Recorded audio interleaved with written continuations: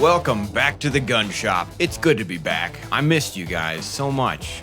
This is a packed episode with multiple projects, big news, and a giant wrench thrown in the system. But first, let's get that safety fitted into our bolt shroud. What we need to do is cut a perfect notch right here in the shroud to allow clearance for the new safety. Luckily, I was able to use an end mill to cut the majority of the notch. However, it will need to be squared up with the spine of this file.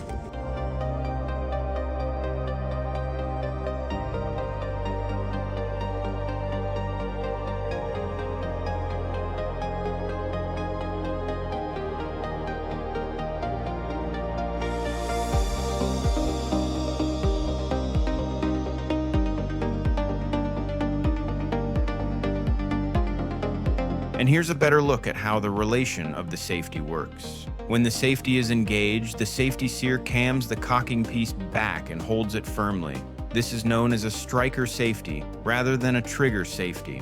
Now the final test is to insert the cocking piece while the safety is disengaged. If the cocking piece moves freely, we know that our notch is cut to a proper depth. As you can see, this passes the test and is complete.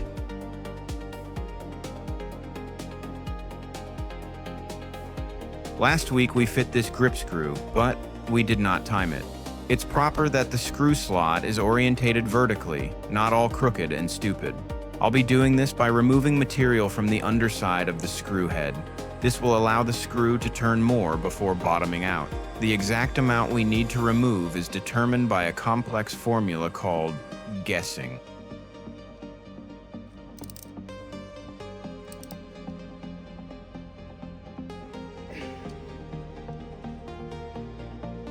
And thanks to my formula, we got it right on the first try. I know that's been happening a lot in this series, but it is not a common occurrence. We are just getting very lucky, a lot. Next step, we will be contouring the domed profile of the cap.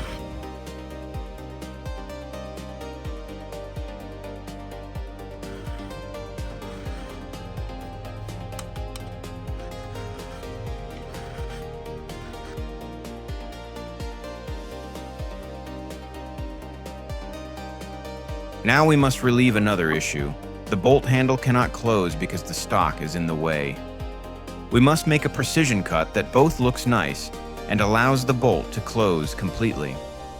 This is done by using a certain viewer's favorite tool.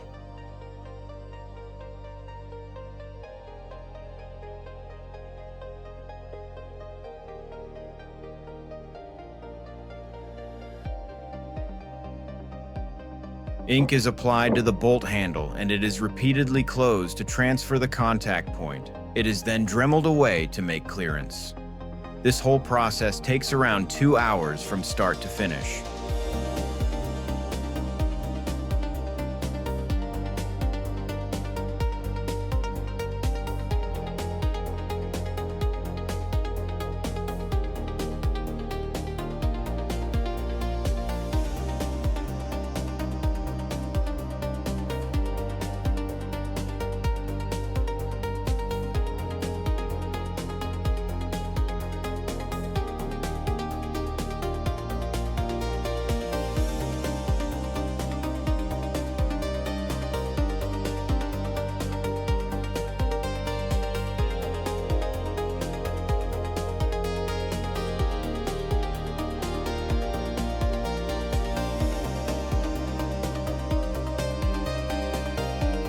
Now for an extremely critical step, sight mounting. We have to get this exactly right on the first try or this entire rifle build will be scrapped. Not only do the mounting holes need to be exactly right, but also need to be top dead center and not canted to any one side. We will be using this sight mounting jig. These clamps hold the barrel tightly. This guide not only locates the dead center, it also stabilizes the cutting bit and removes the need for a center drill.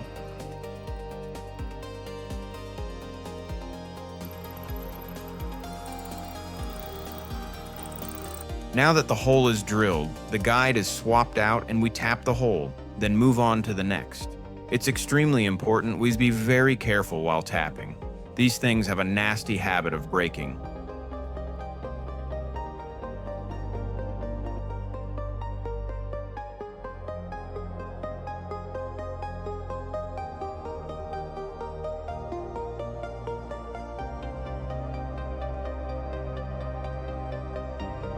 And we're wrapping up the last hole. This has gone very well and no complications.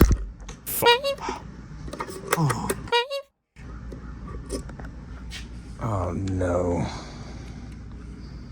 Son of a... Okay, scratch that.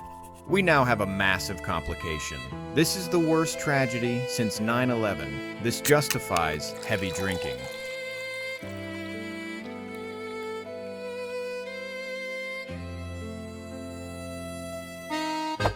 Okay, anyways, it's time to get into the winners of last episode's parts game.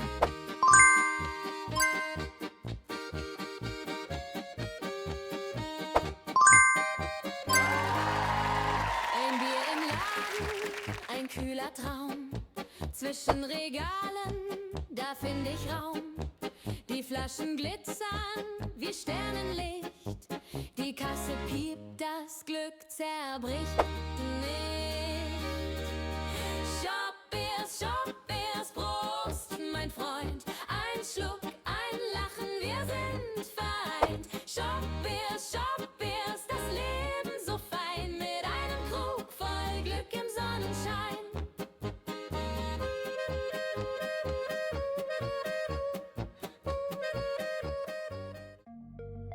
Alright, I've had some time to think, and I've come up with a plan.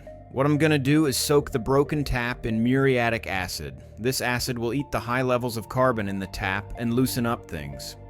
It's a long shot, but it's worth a try. After leaving it for 4 hours, it was time to try again. I tried to counter-rotate the tap with a small punch, but ultimately decided to just bust the tap up and pick it out. This worked very nicely, and I'll be reusing this method in the future. Now that the tap mishap has been sorted, let's get on with these sights.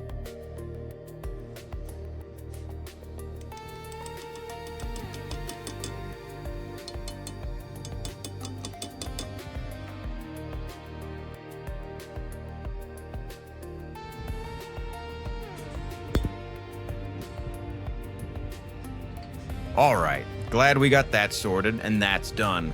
Now I'm going to apply a hefty coat of oil and let it soak in over the weekend.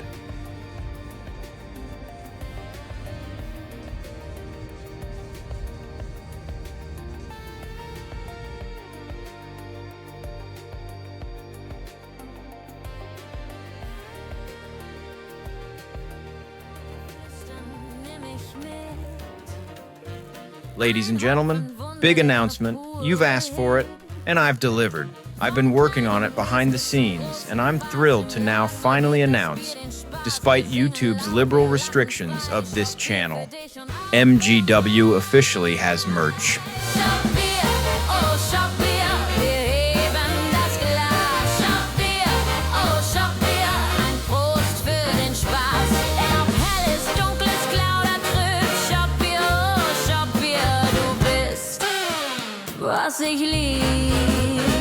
That's right, because YouTube declared this channel as harmful.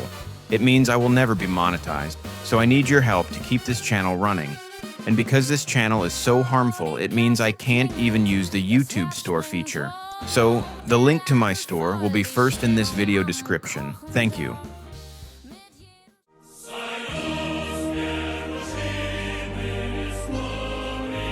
This is a brand new project. This is our rifle. Designed by you, built by me. I bought a rifle and I'm customizing it with your ideas. The paid members of my Patreon give their ideas. Then they vote. The winning idea, no matter how crazy, gets built. If you join my Patreon for $5 a month, you too can give your ideas, vote, and support this channel. The link is in my video description.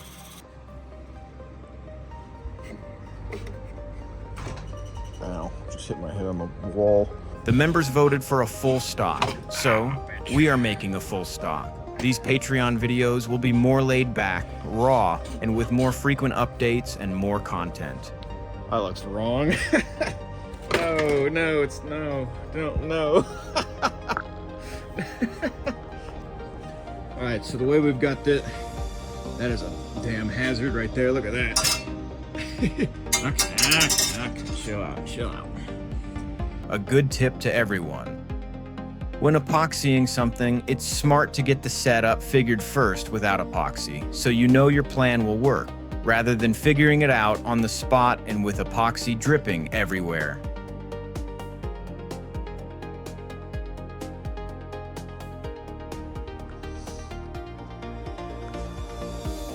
It looks ridiculous. Trust me. I know it looks ridiculous. All right. It will all make sense when you see the final product, but that's epoxy that has to cure overnight.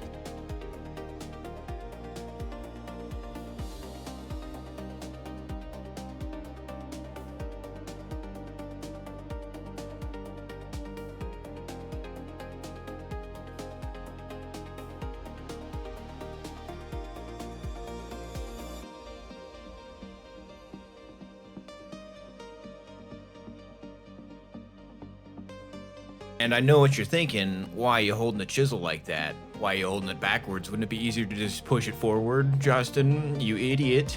No. Certain wood has this certain thing where it only likes to cut in one direction. Otherwise, it'll chip up and ruin everything. So, hold it like that, and it was raining, so I couldn't even open the door. Sad day, okay?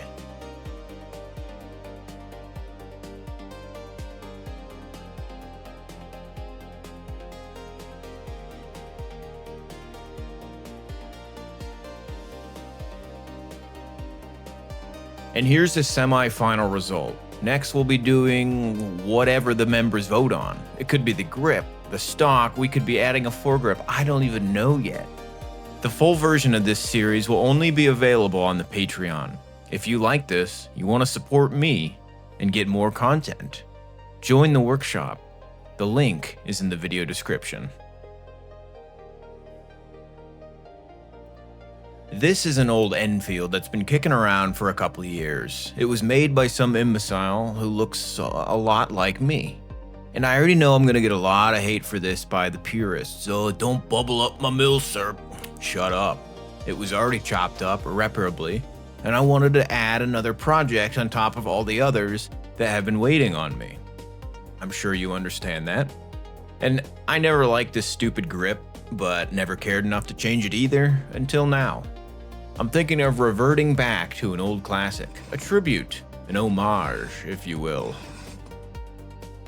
And if you don't believe me that it was chopped up irreparably, this is how it looked when I found it, okay? To all you purists, you're messing up the heritage of the rifle. Buddy, take a look at this, all right? Hell yeah.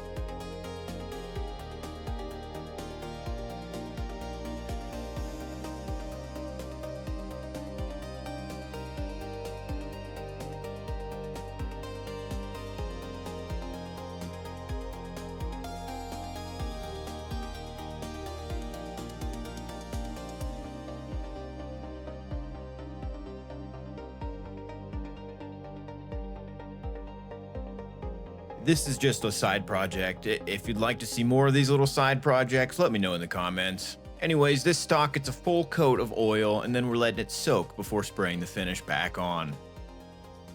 Do you guys remember we forged this trigger to set it back, right? Well, I was looking through the triggers, and I found a Siamese Mauser trigger. Imagine that. So we're gonna be using this instead. Ein Schluck, mein Freund, das Glück verspricht. I forgot to shoot an outro, but thanks for watching. Join the Patreon, support the channel. Have a good week. See you Tuesday. Shop Beer, oh Shop Beer.